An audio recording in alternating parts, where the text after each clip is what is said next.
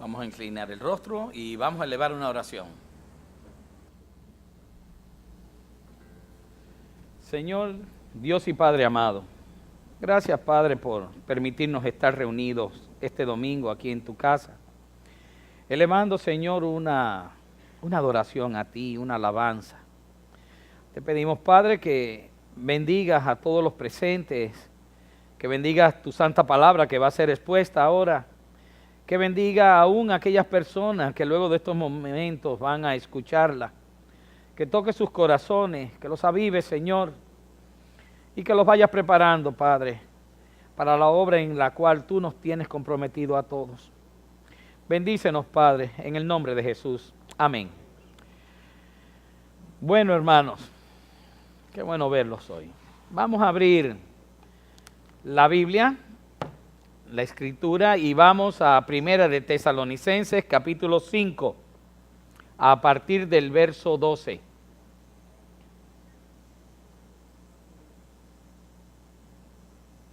Primera de Tesalonicenses, capítulo 5, versículo 12 al 24. Ya todos lo tienen, ¿verdad? Bien, procedo. Y dice así la palabra de Dios. Os rogamos, hermanos, que reconozcáis a los que trabajan entre vosotros y os presiden en el Señor y os amonestan, y que los tengáis en mucha estima y amor por causa de su obra. Tened paz entre vosotros. También os rogamos, hermanos, que amonestéis a los ociosos, que alentéis a los de poco ánimo, que sostengáis a los débiles, que seáis pacientes para con todos. Mirad que ninguno pague a otro mal por mal. Antes, seguid siempre lo bueno unos para con otros y para con todos. Estad siempre gozosos, orad sin cesar, dad gracia en todo, porque esta es la voluntad de Dios para con vosotros en Cristo Jesús.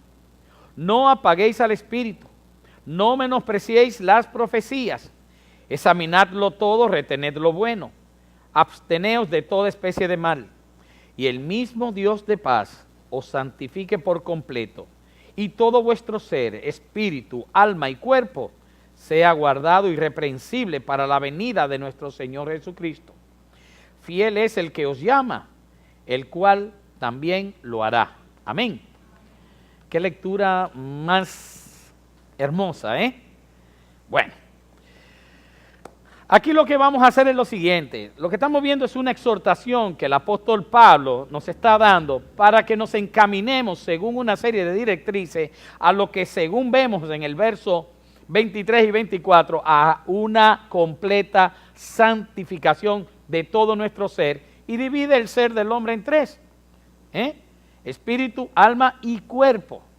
Interesante detalle, la mayoría de las veces encontramos en la palabra que solamente habla de el espíritu y el cuerpo, o el alma y el cuerpo, y utiliza indiferentemente esto.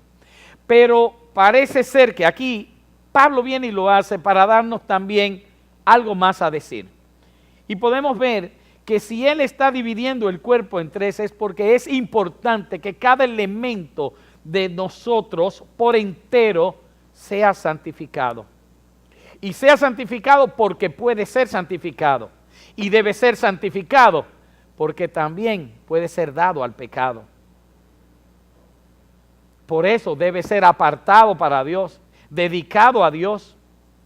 Y eso es lo que vamos a ver. Las directrices para una santidad completa. En estos versículos lo vamos a dividir del 12 al 22. Vamos a empezar ahí. Y vamos a ver que estas directrices que Pablo le está enseñando a los hermanos de Tesalónica en una forma derogativa, pero de verdad que derogativa no tiene casi nada, porque muchas de ellas están hechas en un modo imperativo, las vamos a dividir en dos. Un primer grupo que van a ser las contenidas en el verso 12 al 15 y otras que van a estar desde el 16 al 22. Y las primeras las vamos a conformar dentro de un grupo que nos van a indicar la manera o la forma de hacer estas directrices para armonizar nuestra relación con los demás. Sin embargo, en el segundo grupo vamos a tomar las directrices para ver la forma de armonizar nuestra relación, pero con Dios. En una es para con los demás, pero en la otra vamos a ver cómo armonizamos para tener una buena relación, una mejor relación, pero en este caso es con Dios. Y luego al final, pues los versículos 23 y 24, que ustedes lo vieron, nos señala que es como un resultado, que es una conclusión, que si seguimos las directrices que se nos indican a partir del verso 12 hasta el verso 22, pues nos vamos a encontrar que este es el resultado esperado. Pero vuelvo y digo, si actuamos bajo esas premisas, esas directrices que nos están siendo señaladas por el apóstol y el Espíritu Santo aquí. Para ver esto y estudiarlas bien, pues sencillamente vamos a ver las palabras claves en cada versículo y vamos a hacer un pequeño comentario de cada una de ellas. O sea, va a ser un comentario exegético y explicativo. Verso 12, sus Biblias abiertas, hermano. En el verso 12 vamos a ver la palabra que dice, que reconozcáis a quiénes. Y dice, a los que trabajan. Exacto. Y eso no es más que distinguir con respeto y un trato afable a los que el Señor ha dispuesto en la grey para pastorear, para dirigir, para instruir y para enseñar a aquellos que laboran para Dios, porque ese es el patrón claro, y en provecho de la grey, al servicio de la grey. Esas personas deben ser reconocidas, tenidas en cuenta, por cuanto la labor que ellos desarrollan en Cristo Jesús, en la iglesia de Cristo. Tan sencillo como eso, no hay complicación. Pero además dicen que a los que trabajan, pero también algo más, y dice, y os presiden.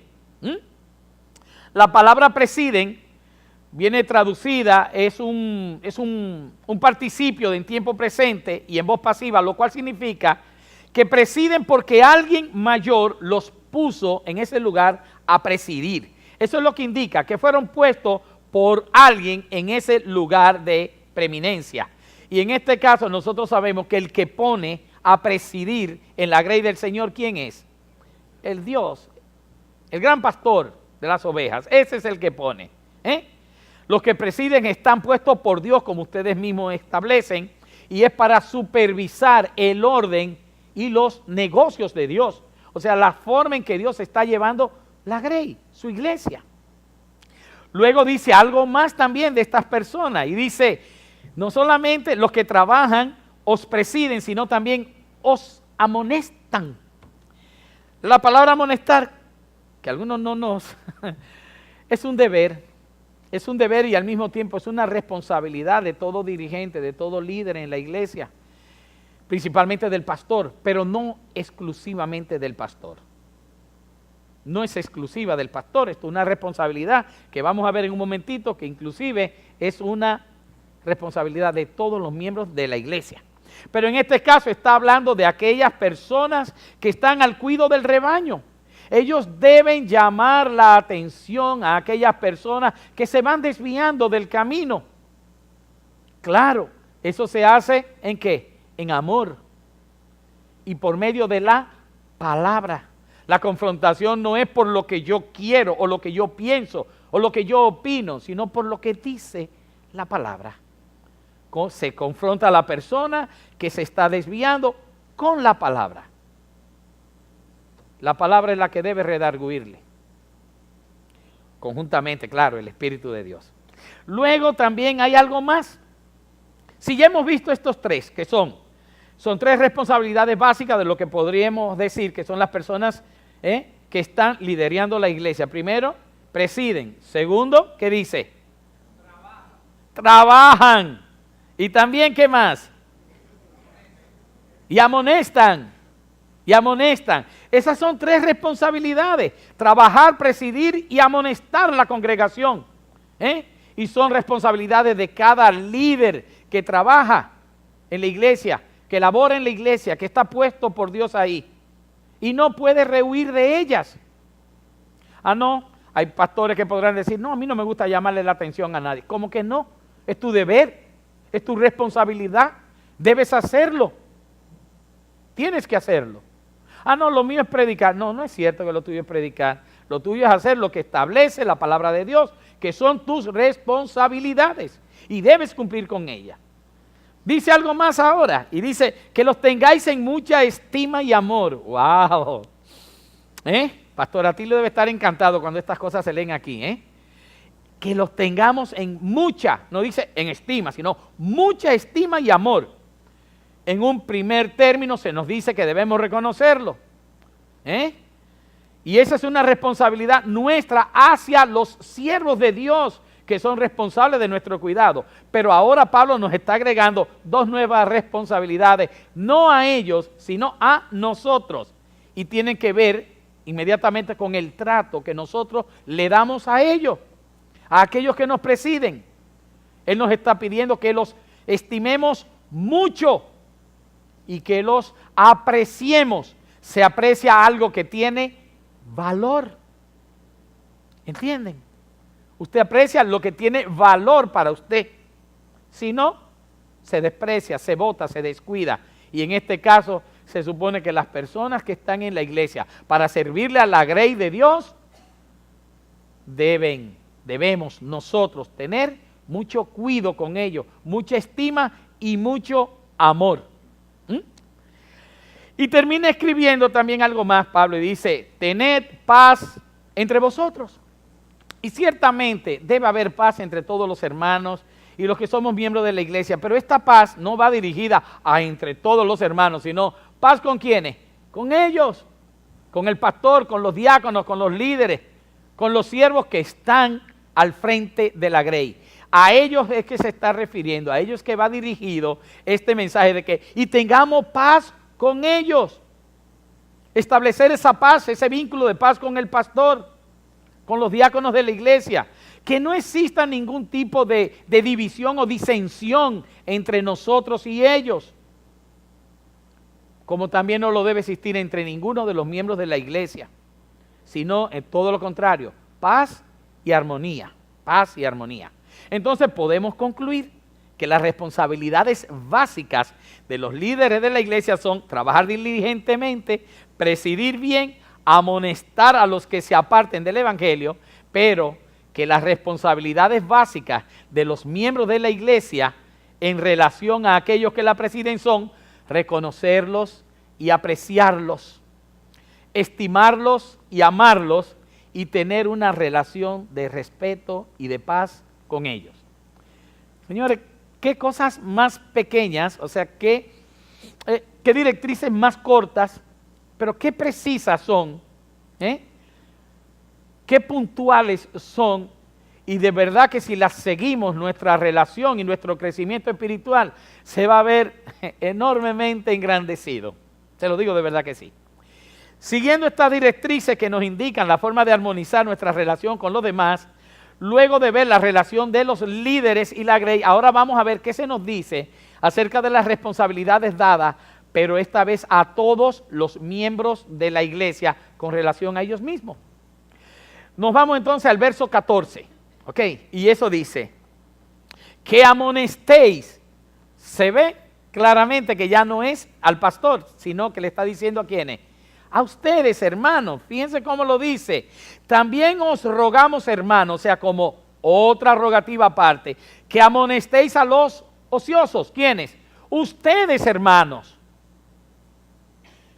No es una función del pastor el amonestar exclusivamente, sino que todo miembro de la iglesia puede hacerlo, siempre que sea en consonancia con la Escritura. La manera de hacerlo dice que debe ser llena de amor. En amor es que se reprende al hermano y no con otra cosa que no sea con el instrumento de la palabra de Dios. El corregir las faltas de un hermano es un deber de todos nosotros, de toda la congregación, pero siempre como nos lo dice la palabra. Y en este caso específico que se nos manda a amonestar a los ociosos, ¿quiénes son los ociosos? ¿Quiénes? Los que no están sirviendo, los que no trabajan, los que son negligentes en sus deberes, en sus responsabilidades y en sus obligaciones. Esos son los ociosos, no lo vamos a adornar de otra manera. Y lamentablemente son muchas las iglesias hoy en día que están llenas de ociosos, porque solo unos pocos están cargando con la mayoría de todas las tareas y los ministerios. Entonces dejan que sean muchos, abundantes, los que están ociosamente disfrutando del trabajo de unos pocos. ¿Qué hace el Señor cuando entrega aquellas minas? Que el que no hizo nada con ella, ¿qué hizo? Se la quitó. ¿Se la dio a quién? Al que tenía más. Aquel que no tiene, aún lo que tiene, lo poco que tiene, le será quitado y le será entregado al que tiene más. Es una oportunidad que el Señor nos ha dado para que trabajemos en su iglesia. Pero ¿qué hacemos con eso que el Señor nos ha entregado? ¿Lo tenemos realmente trabajando en la grey para el servicio de Dios? ¿Estamos trabajando en la calle con eso que el Señor nos ha dado? Eso que por gracia hemos recibido y que por gracia se nos manda a que lo demos a otros, ¿lo estamos llevando a cabo? Estamos siendo diligentes, esforzados, trabajadores, verdaderos siervos, trabajando en la obra de nuestro Señor. Bueno, cada uno de nosotros tiene la respuesta a eso, pero es bueno que sí, que estemos muy claros de cuál es nuestra posición con respecto a ello. Pues el 14 dice que amonestéis. Sí, amonestéis a los ociosos, pero también inmediatamente dice que alentéis a los de poco ánimo. Eso no es como ánimo. No, dar ánimo es con bríos. Es darle ánimo a aquellos que están desfalleciendo, a aquellos que se desesperan frente a las adversidades y las pruebas una vez que éstas le llegan. Estas personas que por lo general son tímidas, medias introvertidas, depresivas, tristes, temerosas, tenemos la obligación, la responsabilidad, no tan solo los líderes de la iglesia, el pastor, etcétera, sino toda la congregación, de alentarlos, animarlos, convertirlos en personas emprendedoras. Son hermanos que debemos ayudar y el Señor nos da en su palabra maneras de cómo hacerlo. Yo encontré que una de las maneras más hermosas para alentar a alguien desanimado es leerle muchos de los episodios que hay en los Salmos, o más aún, Romanos 8, los últimos versículos cuando acaba, dice: ¿quién nos separará del amor de Cristo? Tribulación o angustia, o persecución, o hambre, o desnudez, o peligro, o espada. Y sigue diciendo, dice, por medio de estas cosas, de aquel que nos llamó, por las cuales estoy seguro que ni la muerte, ni la vida, ni ángeles, ni principados, ni potestades, ni lo presente, ni lo porvenir, ni lo alto, ni lo profundo, ni ninguna otra cosa creada, nos podrá separar del amor de Dios, que es en Cristo Jesús, Señor nuestro. Eso es algo que en el momento propicio, leído a una persona desanimada, a una persona que se siente desfallecer, ¡wow! Eso es como cuando recargan una pila y le ponen esos aparatos, ¡pam! Y le dan ese corrientazo, un amperaje altísimo. Eso tiene que despertar a alguien que sienta algo, pasión por la palabra de Dios. Promesas como estas, que más que promesas son afirmaciones de Dios y que hay que darlas como un sí ciertísimamente verdaderas. ¡Wow! ¿Y cómo no? Pero hay que estar en el pellejo del otro para saber que cuando desfallece necesita que ese hermano vaya a presentarle esa palabra en ese momento propicio. Si tú no estás, hermano, ¿quién lo va a animar? Es tu deber animarlo. Sigue y dice que sostengáis a los débiles. Ustedes saben lo que es sostener. Cuando dicen se está cayendo esto, apuntálalo, dicen los maestros de obra. Y buscan una viga y ¡pam! Ponen el palo, apuntalar. Eso es lo que tenemos que hacer, sostener, recostarlo sobre nosotros para que no caiga. ¿Quiénes? Los débiles de espíritu. Aquellas personas que son muy fluctuantes en la fe. Aquellas personas que todavía están con la leche espiritual. aquellas personas que todavía no se les puede dar un bocado de viandas, etcétera, alimentos sólidos. Y esos son los que debemos brindarle una mano amiga que los sostenga. Esa mano amiga que está para ayudarles y servirles.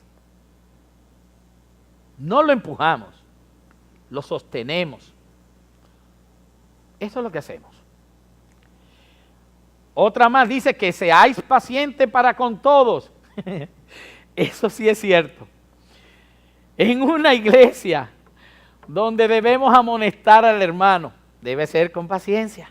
Donde hay desanimados, donde hay débiles, donde hay vagos y ociosos, debemos tener mucha paciencia para tratar con ellos. ¿Ustedes no creen? Entonces, por eso no falta esta directriz de que seamos pacientes para con todos.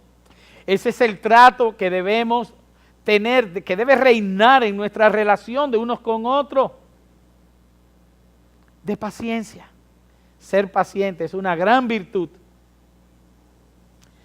El 15 dice, ninguno pague mal por mal. Y sencillamente lo que nos está diciendo, nadie se cobre por sí mismo, nadie tome venganza, nadie tome partido en juicio.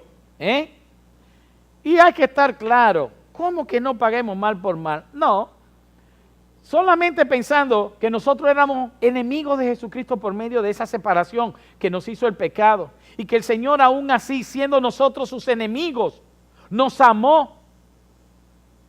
Dio su vida por nosotros, nos redimió, nos justificó, nos apartó, nos hizo santos en Él.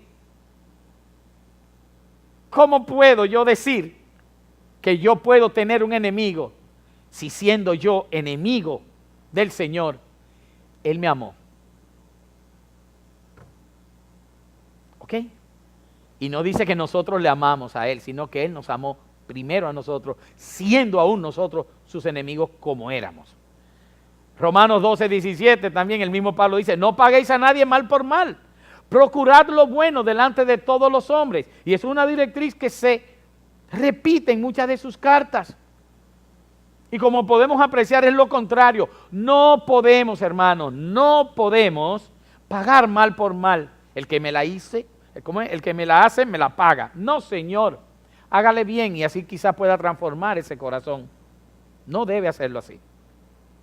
Después dice, adelante, seguid lo bueno. Otra directriz más. Tenemos que procurar hacer lo bueno. Pero lo bueno dice que lo hagamos con todos. Y con todos se refiere que no solamente son los hermanos de la iglesia que están acá, sino también los hombres que están afuera. Todos ellos. Aquellos que no son hermanos en la fe, también necesitan que nosotros hagamos lo bueno con ellos, incluso aún si son nuestros enemigos.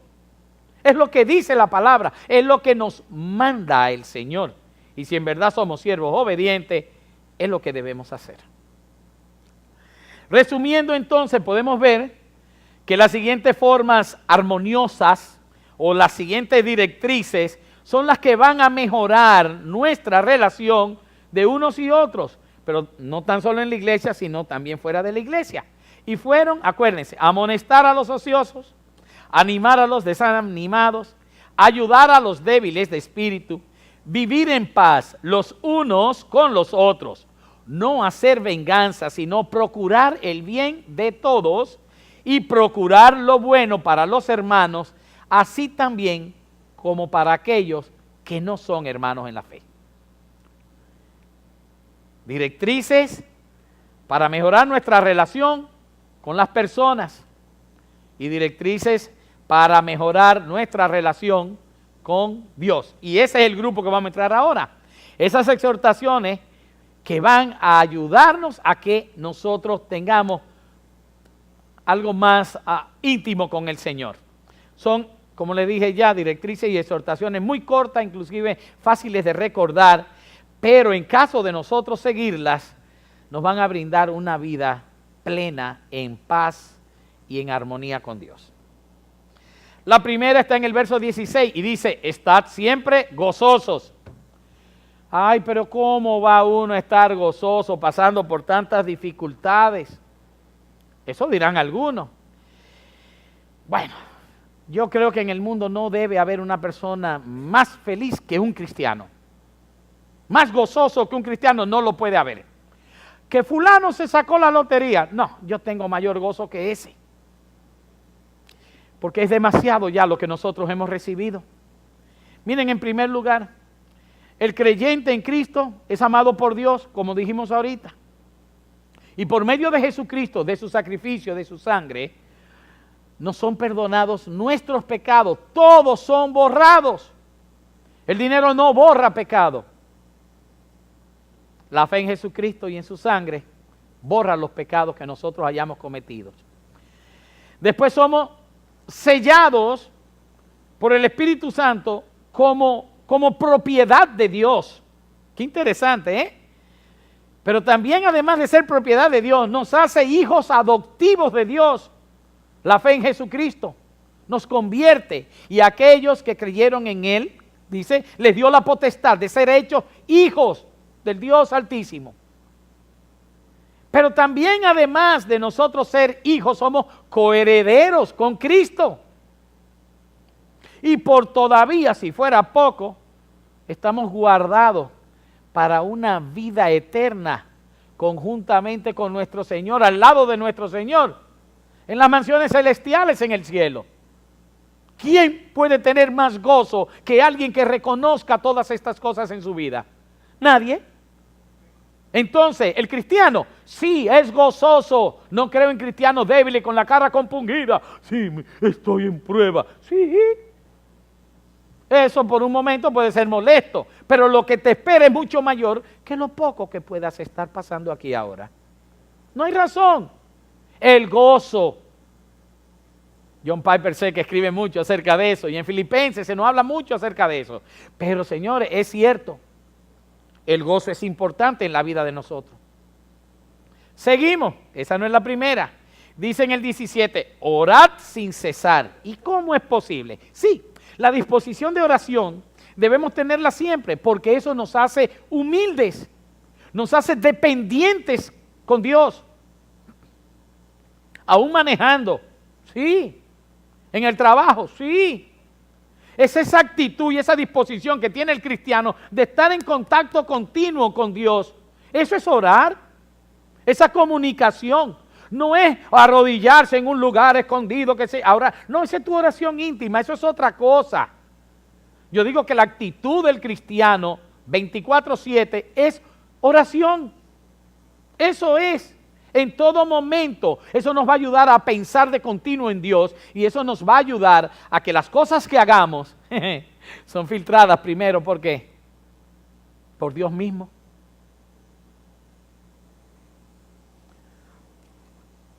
Eso nos va a ayudar a que actuemos en consonancia con esa misma oración, también vamos nosotros a actuar. Y debemos hacerlo de tal forma que eso sea una rutina diaria en nuestras vidas. Va a ser un filtro que nos va a ayudar a identificar las cosas que a Dios le agradan. Ok. Lo otro en el 18 está, dad gracias en todo. Dentro de toda oración sabemos que está el dar gracias. Y si oramos sin cesar, también sin cesar le vamos a estar dando gracias a Dios por todo.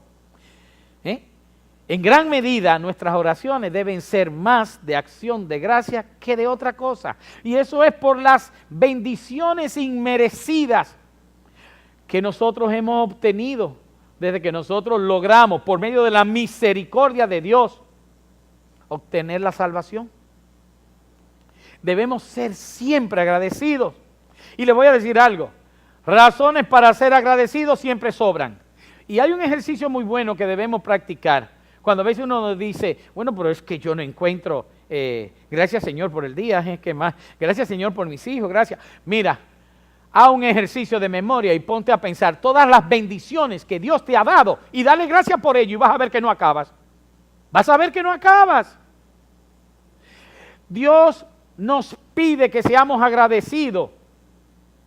Y si no, miren el versículo siguiente. Esta es la voluntad de Dios. Y cuando en las Escrituras se menciona este tipo de expresión, que nos está diciendo textualmente que cierta cosa, tal o cual otra, es la voluntad de Dios, es porque eso es de suma importancia. Ser agradecidos. El que es agradecido no olvida, no se vuelve olvidadizo.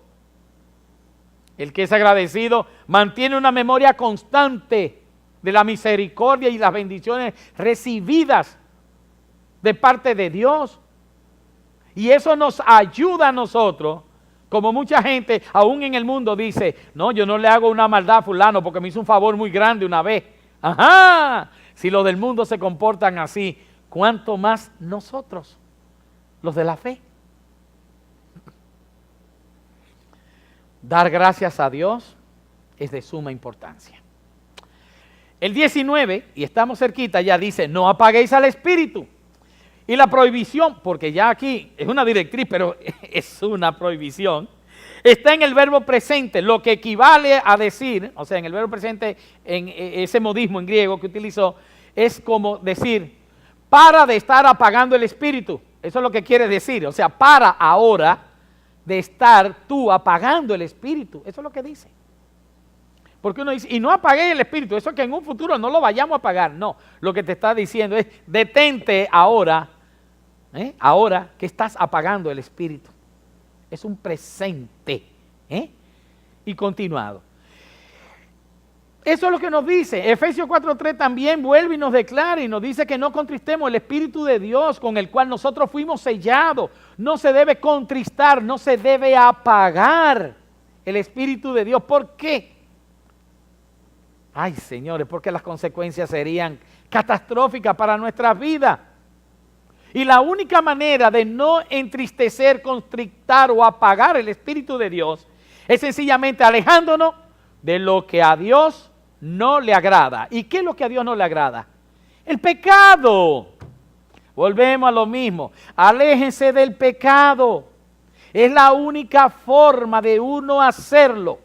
Alejarse del pecado.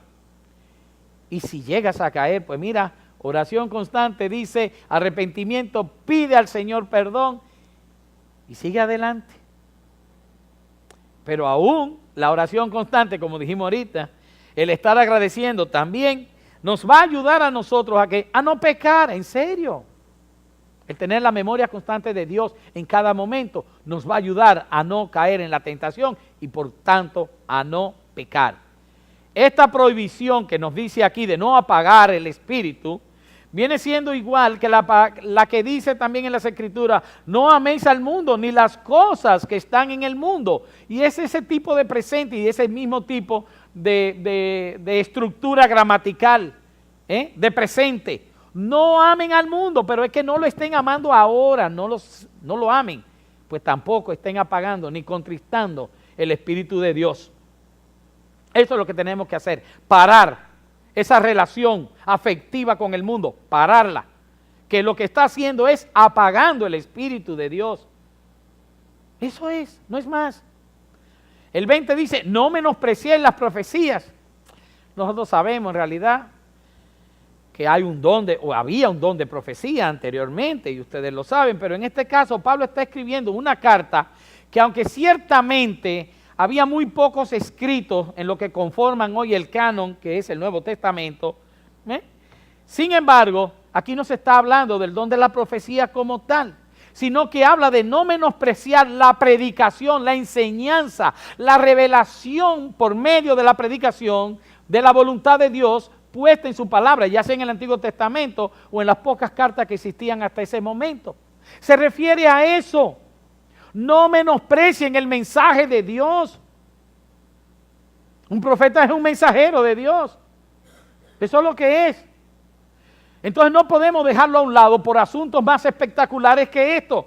Hoy en día hay iglesias que lamentablemente han menospreciado la profecía, la revelación de la palabra a la grey del Señor, y la han cambiado o la han antepuesto por poner unas alabanzas muy floridas, hermosísimas y rimbombantes, etcétera, la música, etcétera, y han distraído la atención de lo que en realidad es lo más importante cuando se une el pueblo de Dios, y es que escuchar la revelación de Dios, de su palabra, la predicación.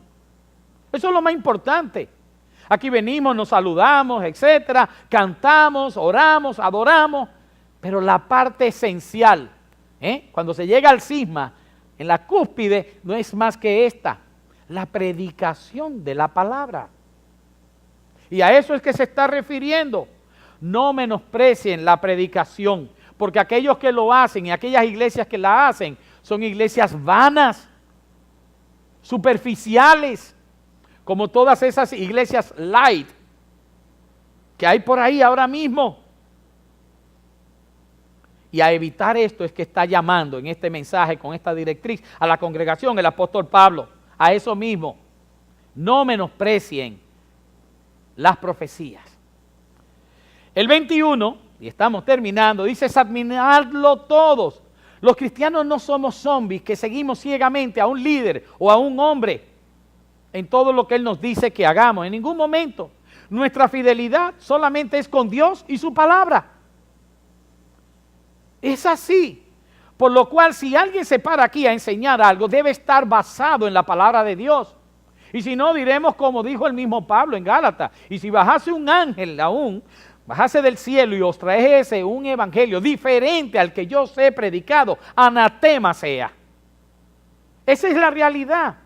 Nosotros tenemos, los creyentes, la responsabilidad de, al escuchar la palabra de Dios, hacer como hacían los de Berea, que dice que recibieron la palabra con toda solicitud, escudriñando cada día las escrituras para ver si estas cosas eran así. Los de Berea si eran que usted dijo un momentico, sí, sigue, así mismo es.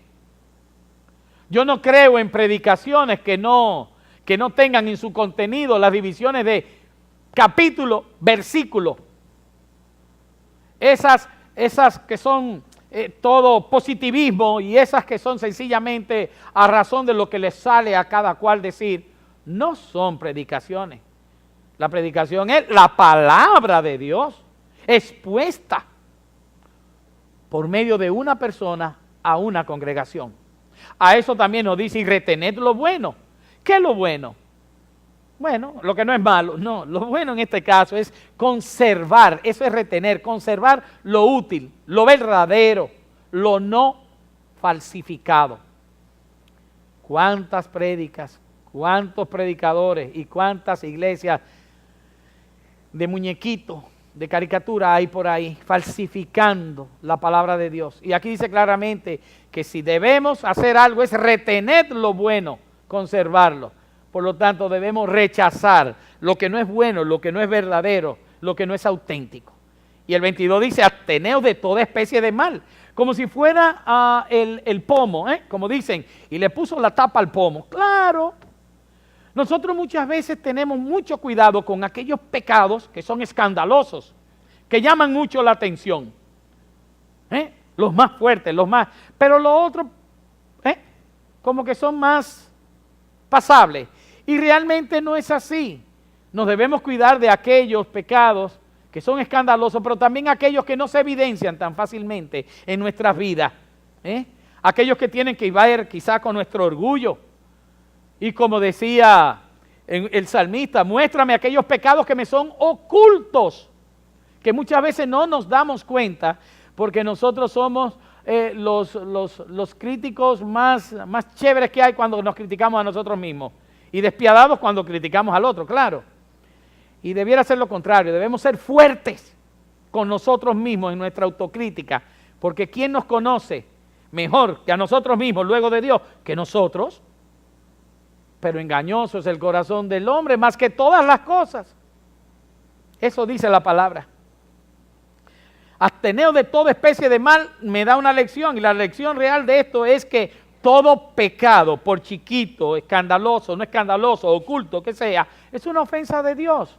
Es una ofensa a Dios. Por eso está muy claro y determinado esta directriz a decir que nos apartemos de toda especie de mal. Y resumiendo todo, entonces, tenemos que el segundo grupo de las directrices que destacan la manera o la forma de armonizar y tener bien o mejor nuestra relación con Dios, que fuese más íntima, que estaba en los versículos 16 al 22, entonces dice, estar siempre gozosos, felices, orar constantemente, dar gracias a Dios en todo y estar agradecido siempre. Dejar de seguir apagando el Espíritu Santo en nosotros y abstenernos de toda forma de pecado. ¿Estamos correctos? Parece una clasecita esto hoy, ¿verdad? Ahora, y como una tercera parte ya, Pablo les dice a ellos que si estamos siguiendo estas directrices, nos van a traer una bendición especial. Y eso es lo que quiero que ustedes vean. Dice, y el Dios de paz, porque como consecuencia de usted hacer esto, dice el Dios de paz, que Dios es realmente la única fuente de paz y de paz verdadera. Acuérdense que fue Dios quien por medio de su Hijo Jesucristo, que se convirtió Él en nuestra paz, nosotros tenemos paz para con Dios. Fuimos reconciliados con Él. Esa paz que nada tiene que ver con el asunto y el concepto humano de la ausencia de guerra. Esa que no conoce el mundo, esa que aún es mucho más alta que todo el entendimiento humano, que sobrepasa todo entendimiento, dice la palabra. Esa es la paz que Dios nos da por medio del Hijo. ¿Para qué? Dice, y os santifique por completo. ¿Quién? El Dios de paz que primero nos reconcilia con Él y después nos santifica, claro. Y nosotros sabemos que la palabra utilizada aquí en griego, agiazo, que también en hebreo es kadash o kadosh, santidad. Pero la santificación, más que nada, ustedes saben que la obtenemos hay dos tipos. Una la vamos a obtener posicionalmente y es una que se nos atribuye inmediatamente por medio de la fe en Jesucristo. Y es la santidad de Jesucristo que se nos da a nosotros para que frente al Señor, a Dios, seamos santos. Es la santidad del Hijo que se nos otorga. Es impuesta a nosotros. Esa es la primera santidad y le vamos a llamar la posicional. Pero hay una santidad que es la que nosotros estamos determinados a que debemos lograr, no por nuestro esfuerzo, porque como vemos dice, os santifique por completo. ¿Quién? El Dios de paz. ¿Quién da la santidad? Dios. ¿Se la gana alguien? No. ¿La podemos alcanzar? No. Proviene de Dios. Pero esa santidad o esa santificación es progresiva. Es todo un proceso en nuestras vidas que se va a dar para que entonces el carácter de Jesucristo sea cada día en nosotros. Eso es, como Dios tiene una naturaleza que es 3 veces santo, Dios quiere una comunión con nosotros, pero esa comunión con Dios no se puede dar si nosotros no compartimos previamente, ¿el qué? Su propia naturaleza de santidad. Y por eso dice la palabra que sin santidad nadie verá a Dios. La santidad atribuida a nosotros por Jesucristo y también la santidad progresiva, ese proceso que nosotros vamos a estar recibiendo de Dios mismo cada vez que nosotros seamos obedientes a sus directrices. Eso es lo que dice ahí. La santidad va a estar determinada en el creyente por su cercanía a Dios. Tu grado de santidad, hermano, te lo puedo decir claro, es según tú estés cercano a Dios. Y así ustedes ven que hay tiempo santo, personas santas, lugares santos. Moisés, quítate la sandalia de tus pies, que el suelo que pisas, santo es. Ajá, ¿quién dijo que era santo? El Señor. ¿Por qué? Porque el Señor estaba ahí. El templo de Dios es santo. ¿Por qué? Si lo hicimos los hombres.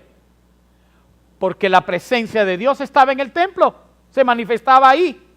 El monte de Dios, Dios se manifestaba ahí. El profeta, porque es el varón de Dios. Nuestra santidad depende y está determinada en el grado en que nosotros nos acerquemos a Dios. Y según nos acercamos a Dios, Él nos santifica cada vez más. Y dice que debe ser completa, completa. Así mismo, completa. Todo en su totalidad. Yo estuve viendo en en el interlineal griego y dice, mismo pero el Dios de la paz santifique a ustedes enteros completamente. Miren esa expresión, enteros completamente y entero en cada parte de ustedes, el espíritu y alma y el cuerpo. O sea que todavía esos tres elementos, dice enteramente, cuerpo, alma y espíritu deben ser santificados completamente por Dios. ¿Para qué? Para que nosotros entonces seamos guardados irreprensibles, como dice ahí, hasta la venida del Señor. Y no se refiere a su segunda venida, se refiere a cuando el Señor venga a buscar su iglesia. Fiel es, dice, fiel es Él, el que os llama. ¿Quién es que nos hace el llamamiento a nosotros? Dios. Dice, también lo hará. ¿Quién? Él. También lo hará. Y si yo me llevo de esto, la única garantía que tengo yo como creyente, de que yo voy a ser guardado irreprensible para ese momento de la venida del Señor, es porque Dios me lo dice. Y porque Dios no es hombre para que mienta, ni hijo de hombre para que se arrepienta. Él dijo y no hará, y no lo ejecutará. Claro que sí, señores.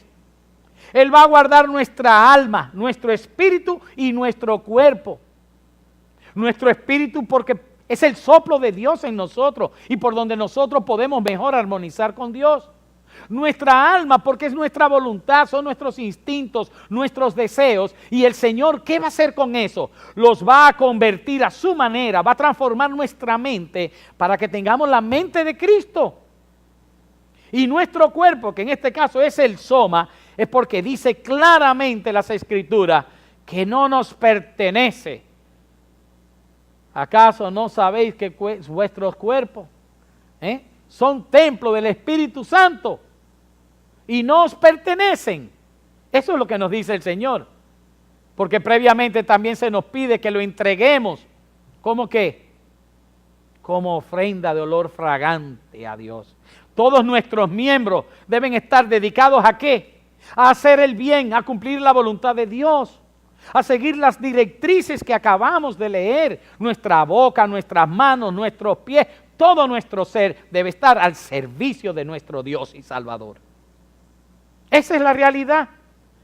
Si nosotros hacemos estas directrices, ciertamente, el Señor nos santificará por completo y guardará irreprensible todo nuestro ser hasta la próxima venida de nuestro Señor.